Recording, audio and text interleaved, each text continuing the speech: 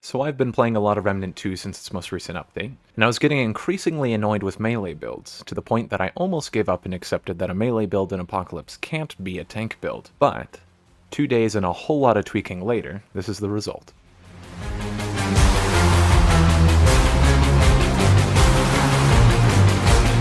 Okie dokie.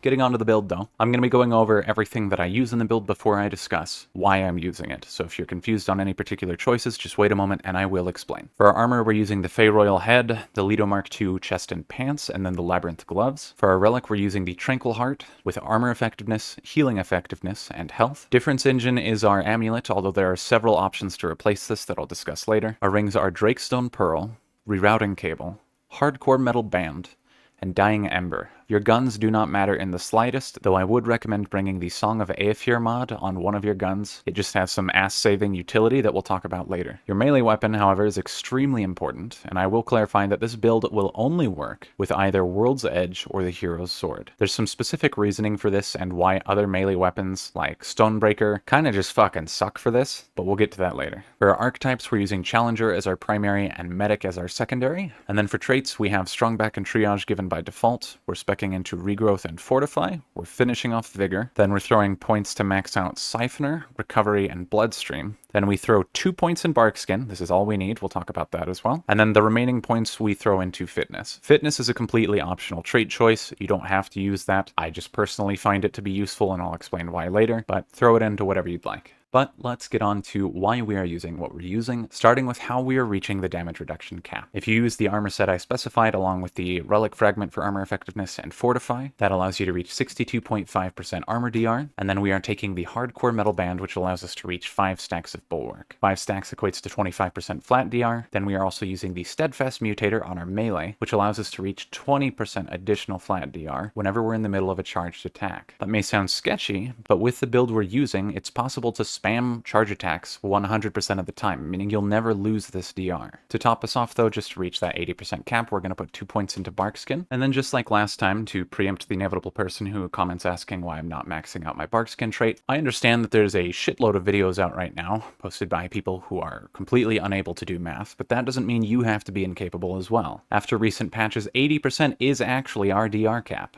Speccing 10 points into Barkskin just puts you even more over the DR cap, which is an utter waste of trait points. But now that we've explained how we're hitting the DR cap, now we need to explain why we are picking the things we are picking. And to start, we need to explain how our melee functions, because without that information, none of the rest is going to make a whole lot of sense. The swords this build will work with are either World's Edge or the Hero's Sword. Now I want you to note that the charge attack effects do not state a specified stamina cost, whereas if we look at something like Stonebreaker or Huntress Spear, they do. This may seem like a pointless observation, but it's actually extremely important. This means that if you do a charge attack without having enough stamina on an item that specifies a stamina cost, it will not perform the special effect, but rather just a regular charge attack. But on something like the Hero's Sword or World's Edge, because there is no stamina cost, this means every charge attack, period, will always do the special effect and shoot out the projectile. Because of that, we can use the Drakestone Pearl ring in our first slot, which enables stamina regeneration during melee attacks at 20% of the normal rate. This means that we will regen stamina between every charge attack, and it doesn't even matter how much it regens, although technically it does, and we'll get to that in a minute. It doesn't matter how much, because even if it only helps you regenerate 1 stamina between each charge attack, you can still use the special effect and spam another charge attack. That is the benefit of not having a specific stamina cost tied to the charge attack. So Drakestone Pearl allows us to spam the charge attack with the special effect infinitely. However, there are obviously issues with this. What if you get staggered, all this other shit? And that is where the Mutator's Steadfast comes in. This makes it so charged melee attacks cannot be interrupted. This means that you cannot be staggered out of the attack, period. The only thing that can actually hit you out of an attack is something like the Nightweaver Death Grab. But unless it is a scripted interrupt,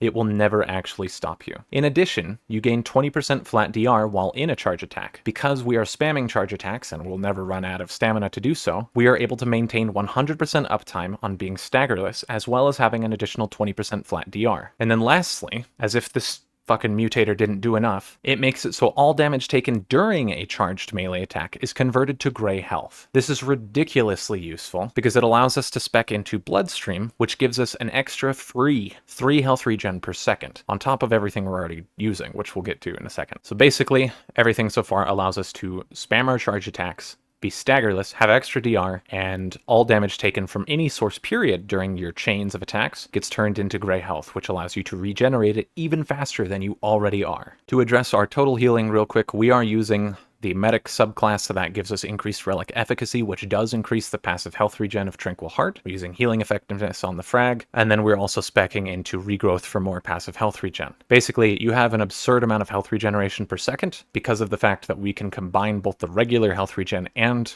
gray health regen at all times from any damage period. And then on top of that, because the healing actually isn't quite enough, we use Dying Ember to give us 5% of base melee damage dealt as lifesteal. The reason this is particularly attractive is because it does apply to the projectile that your swords will shoot out. And if an enemy is close enough, they'll get hit with not only the projectile, but the base sword swing as well, meaning you'll lifesteal off of both attacks. On to further tankiness though, we use the rerouting cable, which makes it so you gain 5% of max health as a shield after spending 25 stamina, up to a maximum of 50% of your max health. This means while swinging your sword and chaining your charge attacks, you get free shield. Now for whoever was confused about speccing into recovery, this is why we do, because this allows us to regenerate more stamina between each charge attack, which means we have more stamina to spend, which means we get shield even faster, which can be a lifesaver. If say you're fighting, Phelan is a good example. When he phases and he goes up into the air and he's getting ready to call down his swords, you have a long time of charge up before he actually attacks. Because of this, you can keep swinging your sword and just build up a shield for half your health. And by the time it hits, you have 150% health on top of your DR and all this other shit, and it is very rarely actually going to kill you. But just on a quick side note, if you ever see a boss pattern or a big attack is coming, just go ahead and pop the medic shield. Don't hesitate to use that if you need it, in addition to swinging your sword to generate more. Now a quick note here regarding this as well as Drakestone Pearl, because someone is probably going to give me a comment that says, why don't you use Bisected Ring? Then you don't have to spec into recovery and you don't have to use Drakestone Pearl. The problem is Bisected Ring fucking sucks.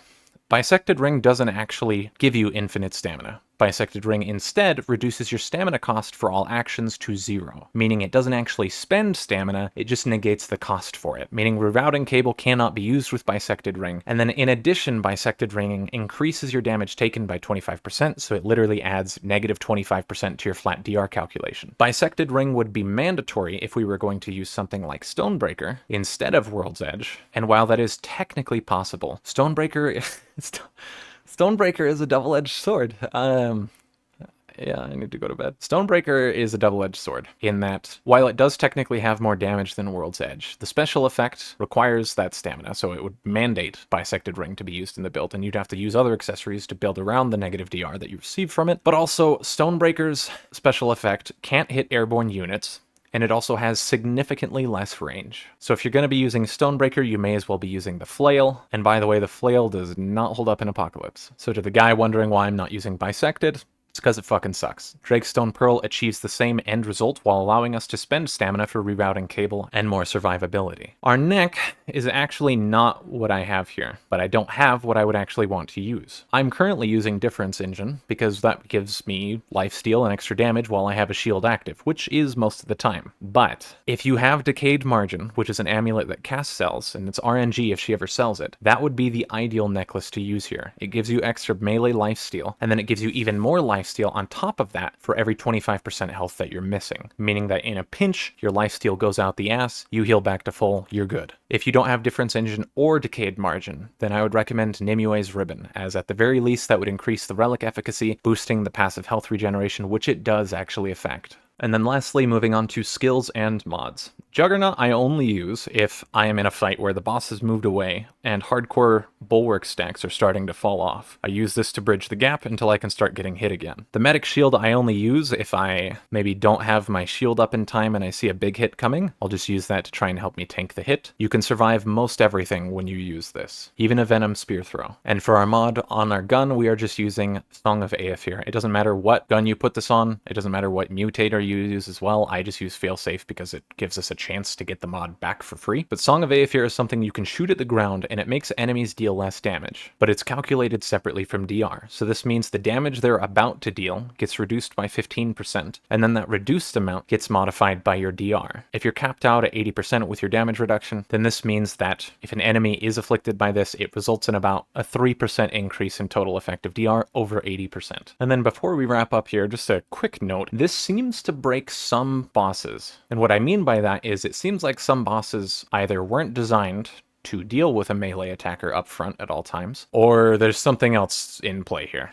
Because something like Phelan, when I fought, I kept attacking him to the point that he just moved into a wall, and then he didn't attack me until I phased him. And then Talrotha Physical is another good example. I should have been rolled by that bastard numerous times, and I'm sure some of you have experienced getting rolled over yourself. However, even though I was right up front smacking his face, he didn't kill me with a roll once. It was literally impossible for him to do so because of the positioning involved when using a melee build. I literally backed up my save and fought him 5 more times just to see if he could ever kill me with a roll. He did not. Now obviously that doesn't mean that this build is good for all bosses. It is surprisingly effective against Annihilation in both phases. However, it is an extremely difficult build to use against Venom because he has those little puddles he shoots out that burn you, and if you're chaining a charged melee attack, then you're just dead. You don't even have time to get out. But the only boss that is actually impossible is Talrotha Metaphysical, and it's just because that guy pushes you out to the edge of the map so frequently, you can't do shit. You just get pushed out to the edge, you can't lifesteal anymore, and he blasts you down to 0. But aside from that,